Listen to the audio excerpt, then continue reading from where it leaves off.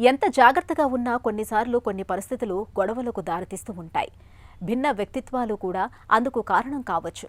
అయితే చాలామంది గొడవ జరిగిన తర్వాత కూడా పదే పదే అవే ఆలోచనలతో ఇబ్బంది పడుతూ ఉంటారు. నా మూడంతా పాడైందని బాధపడుతూ ఉంటారు. మూడీగా గడుపుతూ ఉంటారు. అయితే ఇలాంటప్పుడు కొన్ని చిట్కాలను పాటించడం ద్వారా తిరిగి సాధారణ స్థితికి చేరుకోవచ్చని చెబుతారు నిపుణులు. మూడు పాడైనప్పుడు తిరిగి మామూలు స్థితికి వచ్చేందుకు ఏం చేయాలో, ఎలాంటి జాగ్రత్తలు తీసుకోవాలో ఇప్పుడు తెలుసుకుందాం.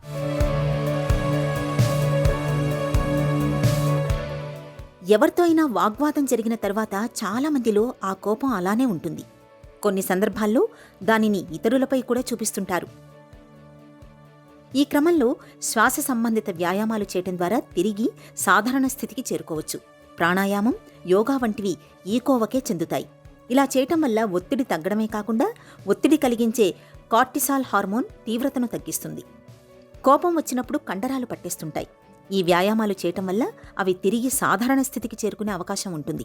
కొంతమంది అప్పుడప్పుడు తమకు నచ్చిన ప్రదేశాలను ఊహించుకుంటుంటారు. ఈ క్రమంలో వారు తాము అక్కడ ఎలా సంతోషంగా గడుపుతామో ఊహించుకుంటూ స్వాంతన పొందుతారు. ఇలా చేయటం వల్ల ఒత్తిడి తగ్గుతుందని అనేక అధ్యయనాల్లో కూడా తేలింది. మీరు కూడా గొడవ జరిగిన తర్వాత మీకు నచ్చిన ప్రదేశాన్ని ఊహించుకోండి. ఆ ప్రదేశం గుడి, బీచ్, జలపాతం, పార్క్ ఏదైనా కావచ్చు. ప్రయాణాలు చేసినప్పుడు శరీరం అలసటగా అనిపిస్తుంటుంది. ఇలాంటప్పుడు గోరువెచ్చటి నీళ్లతో స్నానం చేస్తే హాయిగా అనిపిస్తుంది. అలాగే ఏదైనా వాగ్వాదం జరిగిన తర్వాత గోరువెచ్చటి నీళ్లతో స్నానం చేయండి. ఆ తర్వాత నచ్చిన వంటకంతో ఆహారం తీసుకుంటే ఒత్తిడి ఇట్టే తగ్గిపోతుంది. అదే సమయంలో నచ్చిన సినిమా చూస్తే జరిగిన గొడవ సంగతి మర్చిపోయి మంచి మూడ్లోకి ఇట్టే వచ్చేస్తారు. మనుషుల మధ్య గొడవలు జరగడం సర్వసాధారణం.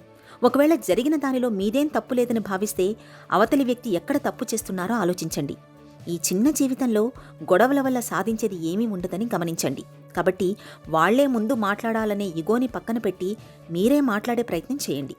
ఒకరికొకరు తమ సమస్యల గురించి వివరంగా చెప్పుకోలేకపోవటం వల్లే ఈ ప్రపంచంలో సగం గొడవలు జరుగుతున్నాయని నిపుణులు అంటుంటారు.